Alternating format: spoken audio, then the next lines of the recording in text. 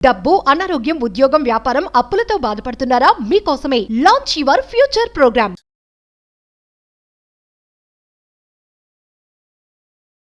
ఓం శ్రీ గురుభ్యో నమః. శ్రీ మహాగణాధిపతయ నమః. శ్రీమాత్రే నమః.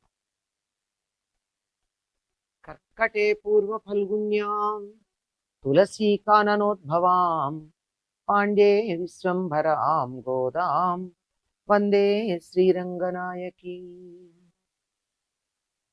నీళాతుంగస్తనగిరితటీ సుప్తముద్బోధ్య కృష్ణం పారాజ్యం స్వం శృతిశతశిరసిద్ధమధ్యాపయంతి స్వోచ్ఛిష్టాయాం సృజినిగళితం యా బలాత్కృత్య భుంక్తే గోదా తస్యై నమైదమిదం భూయ ఏవాస్తు భూయః. శ్రీ భూనీల సమేత గోదారంగనాథ స్వామినే నమః. ஒருத்தி மகனாய் பிறந்து ஓரிரவில் ஒருத்தி மகனாய் ஒளித்து வளர தரிக்கிலானாகித்தான் தீங்கு நினைந்த கருத்தை பிள்ளை பித்து கஞ்சின் வயிற்றில் நெருப்பென்ன நின்ற நெடுமாலே உன்னை அருத்தித்து வந்தோம் பறை தருத்தியாக்கில் திருத்தக்க செல்வமும் சேவகமும் யாம் பாடி வருத்தமும் తీర్ందు మగిల్దేలో రెంబావాయ్. గోదాదేవి తమను అనుగ్రహించమని తనతో పాటుగా వచ్చిన చెలులనందరినీ అనుగ్రహించమని తాము ఎంత కష్టపడి ఇక్కడికి వచ్చారో తెలియ చెప్తూ ఉంది. మేము కానీ నువ్వు మాత్రం సామాన్యుడివా? వచ్చాను నీకోసం ఎదురు చూస్తున్నావు. నువ్వు ఇక్కడ ఉన్నావు అంటే నీ గొప్పతనం మాకు గొప్పతనం అనాలా, చాకచక్యం అనాలా, నైపుణ్యం అనాలా? ఎలా? నువ్వు ఒక తల్లి కుమారుడుగా జన్మించావు. ఆ రాత్రే మరొక తల్లి ఒడిలో దాగి పెద్దవాడివయ్యావు. ఇక్కడ చమత్కారం ఉంది. ఒక తల్లికి జన్మించి ఇంకో తల్లి దగ్గర పెరగడం పెద్ద విశేషం ఏం కాదు. కానీ ఇక్కడ విశేషం ఏమిటంటే దేవకీదేవి పూర్వజన్మలో వృష్ణిగా ఉన్నప్పుడు కుమారుడు కావాలి అని 3 సార్లు అడిగింది. అందుకని 3 జన్మల్లో కుమారుడుగా జన్మించాడు. జన్మించమని అడిగింది కానీ నీ ముద్దు ముచ్చట్లు నేను చూస్తానని అడగలేదు కదా. అందువల్ల ఆ భాగ్యం వేరొకరికి దక్కడం జరిగింది. అందువల్ల ఆవిడికి జన్మించాడు. ఆవిడ నా కడుపున పుట్టాలని అడిగిందే గాని నీ ముద్దు ముచ్చట్లు చూడాలని అడగలేదు. అందువల్ల మరి ఇంకొక ఆవిడ దగ్గరికి వెళ్ళిపోయాడు, యశోద దగ్గరికి.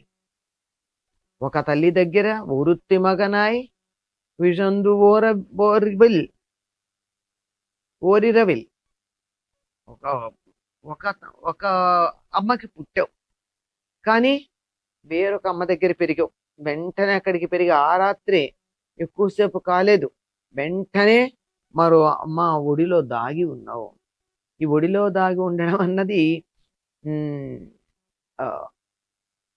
దాక్కోవటం అనే కాక ప్రేమగా ఒదిగిపోయి ఉండడం అన్నమాట. నిన్నెవరెవరు చంపాలని అనుకున్నారో అటువంటి వాళ్ళందరూ కూడా వాళ్ళకే ఇబ్బందులు కలిగేటట్టుగా చేసావు. వాళ్ళ పన్నాగాలన్నీ వాళ్ళకే హానికరంగా మారాయి. కృష్ణుడు బాలుడుగా ఉన్నప్పుడు అతన్ని చంపడానికి ఎన్ని రకాల ప్రయత్నాలు చేశారు. ఆ ప్రయత్నాలన్నీ కూడా ఒక్కటి కూడా ఫలించల.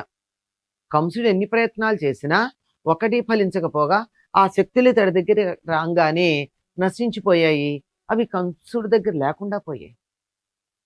అంటే ఏదైనా సరే వెంటనే కృష్ణుడిని నశింపచేయాలని చేసిన ప్రణాళిక అదే నశిస్తుంది తప్ప ఇంకొకళ్ళ వల్ల జరుగుతుంది అనుకోవడం. ఎవరు నిన్ను సంహరించాలనుకున్నారో వాళ్ళ ఆలోచనలన్నీ కూడా తల్లకిందులుగా అయ్యేటట్టుగా చేశావు. ఏం చేద్దాం? ఆ అభిప్రాయం కలిగినటువంటి వాళ్ళకి ఒళ్ళో పెట్టుకున్నటువంటి గుండెల్లో బడబాగ్ని అయిపోయావు. నిప్పు ఒడి కట్టుకున్నట్టయ్యావు. నిప్పు తీసుకెళ్లి కొంగులో కట్టుకుని ఇలా నడువుకి కట్టుకున్నట్టయితే ఏమవుతుందండి? పక్కలో బల్లెం ఉంటే పడుకున్నప్పుడు ఎట్లా పడతామో తెలీదు. కనుక పక్కలో బల్లెంలాగా గుండెల్లో బడబాగ్నిలాగా తయారయ్యావు నువ్వు. నిన్ను ఎవరు నశింపజేయాలనుకున్నారో వాళ్ళకి.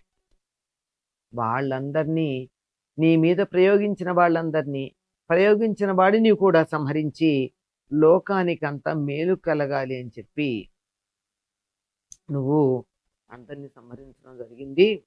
ఎందుకు అంటే నిన్ను ఆశ్రయించినటువంటి వాళ్ళ మీద నీకు వ్యామోహం ఎక్కువ. నిన్ను ఎవరు ఆశ్రయించి శరణు కోరారో వాళ్ళందరినీ కూడా నువ్వు కాపాడి తీరతావు. అందుకోసం కదా ఇక్కడెక్కడో ఎవరో ఉంటే నువ్వు ఎక్కడో వెళ్ళి వాళ్ళ శత్రువుల దగ్గర వెళ్ళి యుద్ధం చేసి రావడం అనేది జరుగుతూ ఉంటుంది. అటువంటి శత్రువులని నశింపచేసేటటువంటి వాడా వ్యామోహశీలి, అంటే భక్తుల పట్ల వ్యామోహం కలిగిన వాడు. అటువంటి నీ వీరగాథలు మేము కూడా గానం చేస్తామయ్యా.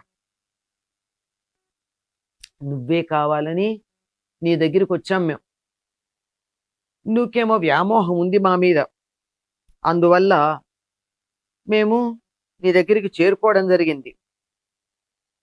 నువ్వు మాకు పరని ఇచ్చావనుకో, లక్ష్మీదేవికి శుభాన్ని కలిగించేట్టుగా ఉన్న నీ వైభవానికి సంబంధించిన వీరగాథలని మేము గానం చేస్తూ లోకంలో ప్రచారం చేస్తూ తద్వారా మాకు కలిగినటువంటి అలసటను తీర్చుకుని ఆనందిస్తూ ఉంటాం.